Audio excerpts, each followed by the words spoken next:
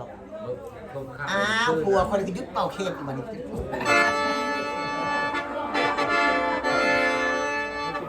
แม่มามือนี่โอ้ยมาดูแม่โอ้ยมากินข้าวมากินข้าวมาเด้อฉันคนสองเจ้าอย่าลุกไปด่าเด้อแม่เด้อไรแม่โอ้ยฉันก็อ่อนเจ้าเห็นก็ไปไกลมาเด้อนี่กากากระดาวโอ้โอ้เจ้าข้าแม่โอ้ยมาเด้อมาอยู่ห้องกวางเรื่องสร้างเจ้าอยู่แม่โอ้ยฉันคนตกเจ้าอย่างไปหน้าเด้อแม่เด้อแม่โอ้ยมาเด้อนี่กากากระดาวโอ้ไปใส่เนาะเจ้าข้าเก่งเจ้าข้าเก่งเรื่องกำลังใหญ่มาเด้อมากินข้าวมากินข้าวแม่โอ้ยมาเด้อลูกจะยืนคอยท่าไปซักเอ้ยเจ้าเดี่ยวลำเล็กข้างหลังข้างซ้ายใส่นมแม่โอ้ยท่านพบตกแม่จะนุ่งไปหน้าเด้อแม่เด้อแม่โอ้ยมาเด้อมาเอาแล้วอ๋อตามา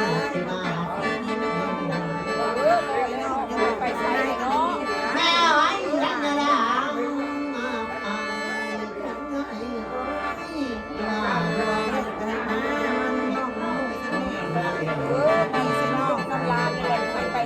ม่โอ้ยมาเด้อ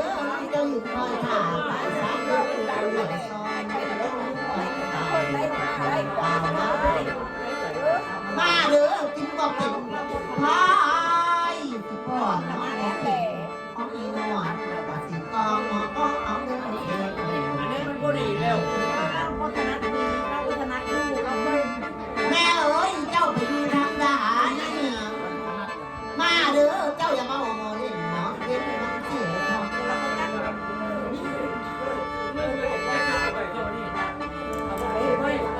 แม่เอ้ยกินบ่เป็นพายพ่อน้องแม่สิกองก็เอาเด้อแพ้เอ้ยมาเด้อมามือนี้มือตายยังบ้านไปนั่งเบี้ยบ่อยนี่เบิกไปแล้วนานแล้วมาเลยนานได้ใจได้นี่น้ำมันแล้วไปได้แม่ได้พี่เอ้ยแพ้เอ้ยยิ้มอยู่บ่พันเส้นเส้นเจ้าเต้าเอ้ยเต้าไว้ไปมาเด้อแม่เอ้ยลูกบ่ปาดจะไว้ปลายนะเอ้ยเก็บหมูตาเก็บหมูกัน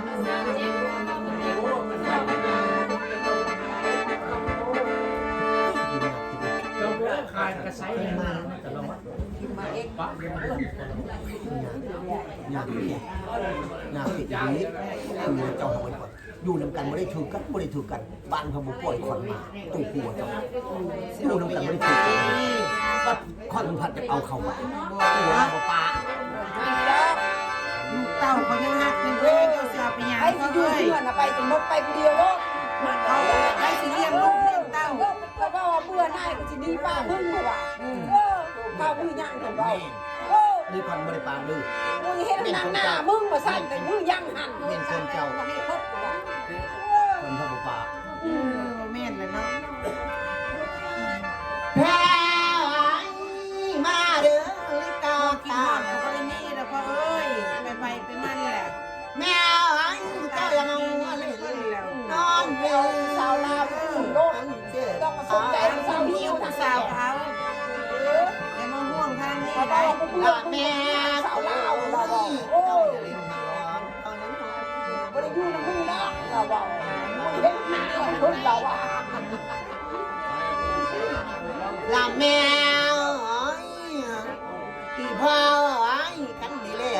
กะว่ามันจบไปเป็นคนไทยในขันว่าของก็ดอนขอนางเอา ไปสะก้อนนะสามเต้าใส่เดียวเต้าข้าวคนนั้นลูกหลานนี่หลานที่น้องไหนพี่น้องก็ติ่งเพื่อนไหนบริการได้กินเลยมีน้ำลูก ลา หลาน แม่ก็ อายุ100 ปีเด้อ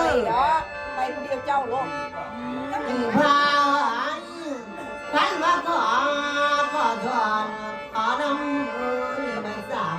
อ๋อ แล้วมันไปทางไหนละยายอยู่เรือนซานน้ำเต้าไปคนมาพบได้ทุกที ตาแม่เถื่อนเจ้าอย่าเนี้ยเนาะไปนาหากินป่าเจ้าเต้า เต้าจะก็อยู่หลังคลองหัวหน้าแล้วมันเงินมาซานเนี่ย ลาพี่น้องเอ้ยตั้งมันยากกระดาตั้งมันยากกาด้วยบ่เคยพอกันสร้างเป็นโลกเพีย งาน ง คนใดก็สิคออยู่นี่แหละบ่ได้ไป อย่าพ เด้อ ายเอ้ยจักมันกามอย่างคอยน้ำมา บ่ได้ให้ไปเด้อ คนจะคอยไว้ของเจ้าได้ ลาพี่น้องเอ้ยยากหลายเดือน งานคนใดก็ลืมลูกหลานมาเด้ พ อ ายเจ้าปันให้ไม่พายลาใจเดือปันป่าเอาเลย เทียบคุณมาอันนี้ได้เงินมาได้เจ้าได้ลงอดกันเด้อทำกันได้ไงคนละทิศคนละทาง เจ้า ลาแม่ก็ลูกจะเลินคอยตามคอยดังมันเสียตามมันเสีย ตาคล้องแล้วมันหน้ามันสวยแต่หน้าอะไร ลาแม่เอ๋ยขันเอาเจ้าบ่ได้ขันสิคืนเมื่อบานเดือนสัง ได้ขอได้ เอาเจ้าได้สิเมื่อบาน หมอขึ้นมาพาลูกพาเต้ามาเลยแม่เอ้ย พายคือลาตังสวงหนาวในเอ้ยสังมาเก็บ ไปไกลแล้วมาเงินมาสานมาทำมาหล่ามาสวยบ่เอา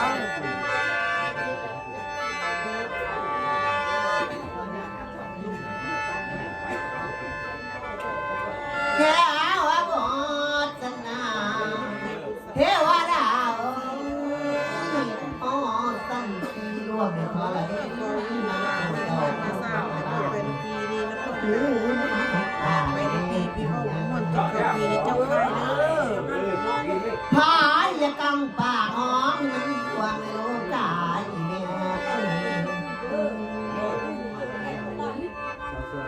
ลาพี่น้องยากละดิลูกกับแม่ทั้งหลังมองทั้งสายยายเอ้ยโอ้ยอ้าวโอ้ย โอ้ยไปถึงไหน แล้วแม่เด้อมาล่ะ ไม่ไปง่ายหรอ ลาแพงเอ้ยเจ้าไปอยู่ทางเดินเอ้ยผัวเจ้าศิลาเนาะเสื้อผ้าตายาวเอ้ยติดเอ้ยตายติดเอ้ยใจโอ้โอ้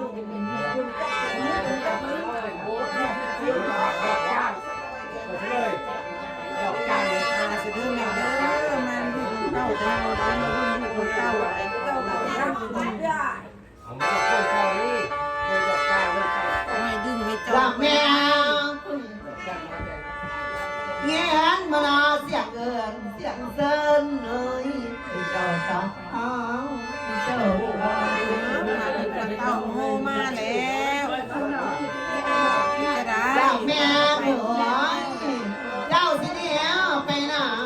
หากินเปล่าเอ้ยน้องรักใหม่น้องเดียว บ่ได้ให้ไปเด้อเวลาเก้าก็หากินบ่ได้หมดแหละมา หน้าลายเด้อหน้าลายเด้อ ลาแม่เบื่อสิที่ขึ้นเมื่อบานเฮือนสารเข้ามาโอ้ย ไปแล้วมาเนาะเต้าค่ะเต้าควันนอนอยู่นี่ควันบ่มาบ่ได้ดีเด้อมาแล้ว อีแม่เบื่อเจ้าอย่ามาเอาหัวเล่นนอนเล่นมันเสียกับมันเสียกับ ทำแล้วเนาะให้มาจะเศร้าให้มันล่ามันซวยไปหน้าได้เด้อ ลาแม่พร้อมเต็ม ให้เจ้ากลับมาเลี้ยงลูกน้อยลูกใหญ่ทันกันเด้อ มันจะสั่นแหละแม่น ท่านพอตกเจ้าอย่านุ่งไปหน้าอุ้ยทั้งตัวเจ้าอย่ามาเสียกับแมวมาหน่วงกวงเตือนตาเจ้าอยู่โอ้ยอย่าไปเล่นหลอกตาไปนอนโลกีเจ้ามาเกิดอยู่ที่ตาม่วงซ้อน มาเสด็จแม่เด้อมาแล้ว มาได้ร้านค้าอยู่ได้ และยาจะหัวเหมย น้ำลูก ท่านมีเรื่องตลอดในเจ้าซอยทันห้าเจ้าอย่าเมามั่วลิบนอนเวิลมันเสีย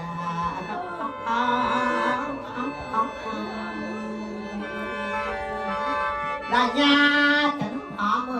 ยแต่ไม่เอาเมียท่านมานอนนอนอยู่บ้านเฮ้ยแม่เห็นแนวบัวลอย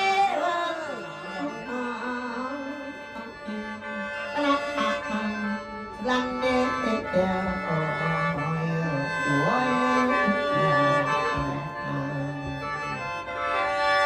ลันยาจันหอมเอ้ยเจ้าจะกลัวกี่ยานเสือสางเอ้ยโอ้ผ่านปัง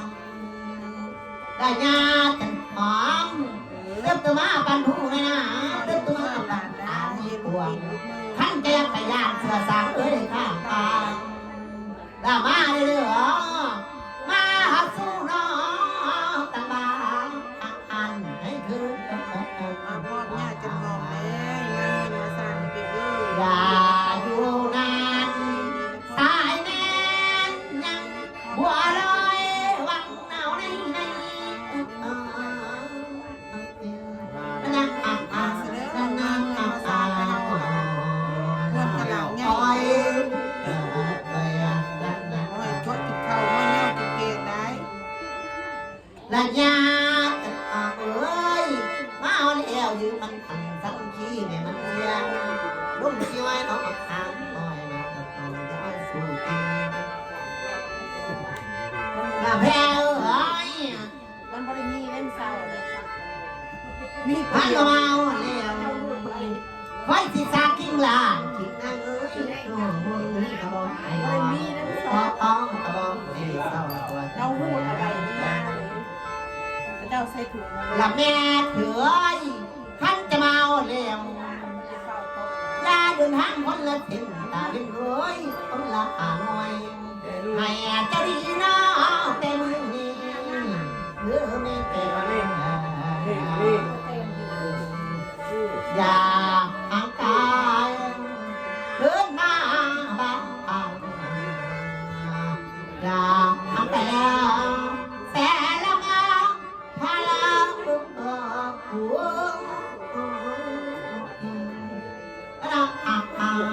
นั่นเอง มาหมดสองแล้วบ่เดี๋ยวมาผู้เดียวแล้วตัวเต่ามานำได้มาเงินมาสร้างได้ไปเอ้ย ละแมวไอ้เพชรยังไม่เข้าพาวก่อนก่อนไปหน่วยขันลูกกว่าก่อนตายเป็นไทยนะแม่พเดลูกสาวหลานข่าวไว้ว่าใจขาว ตั้งบันทันให้จังโอ้โทเกียเลย แม่เอ้ยลูกสาวเจ้าไม่ฟังใจตาลายอ้าวมันตั้งที่มันเย็นเลยเด้อ ลูกมีกี่คนเลย นี่นี่ มี ทำ กี่ ดี คน 5เหรอ สักคนมียิงมี3ทุกชายเลยนะ 5คนไหน ชาย มี มี กี่ ค คน น อยู่นี่ฮะ 5 ป้าบอกอยู่นี่กี่เพื่อนนี่ มี3คน อยู่นี่อยู่ทางใดมีแต่คน 3 สีเสียงดี บ่ละแม่ นี่อยู่นี่มาจากคนนึงมา ผมมีใครอยู่ตอนนี้นั่งอยู่ที่เสาเดียวแล้วนี่ มันบ่ได้เห็นบ่ลูกเอาบ่ได้จากคนเลยมาลูกเอาบ่ได้จากคน ไปไปไหน เจ้าเป็นไผอันนี้ คอยนั่งเล่าน้องผู้ตายฮั่นน่ะตายคอยได้ครัวเรา ท่านละมดสินึกนี่มันบ่ได้เห็นบ่เอาลูกก็บ่ได้จากคนเลยพึ่งบ่ได้เลยเนาะ ยายได้บ่ยาย ยายพุ่นน่ะ ยายน้องมึงแม่ ยายตัว เอาพี่น้องเดียวหั่นแหละ แพ้แม่ไปเด้นั่นไปต่อบ้าก่อนพ่อให้หน่วยอีแม่โอ้ยเอาน้องสาวเจ้าไว้ว่าสิได้บ่เนาะแม่เนาะ ยายมันน่ะ ดาวขันจับที่แม่สิเสียวกันไปบ้านพ่อกันเสียว นิดเอ้ย แม่เอ้ยยึดไปแล้วถ้าไปให้นำกูนะถ้าไปหน้าน้ำบุกตกลงก็ไม่น้ำบอกแกเป็นแบบนั้นเลย โอ้หนาวมากวันนี้รับเนาะ แม่เอ้ยท่านมาปั่นมาแล้วโอ้ยให้จะมือเงามันเสมอมันเพื่อเขาจะคนอย่างนั้นเอาแล้วกันนี่แต่ใบแม่เอ้ยเจ็บน้ำหลังน้ำน้ำอาที่น้ำแทนอาต้องตาไปว่าเขาจับจับได้ก็แบบนี้ท่านดูแม่เรื่องนี้ซะ เอาเอาแซงไว้เอาแซงไว้ เอามาถึง เดี๋ย แล้ว วจะเอาได้ จริงนะ ลูกเราได้จ้าคน อาหารตีมั้ย เขาไม่ได้ถือกันได้กับผัวเราให้จะได้ผัว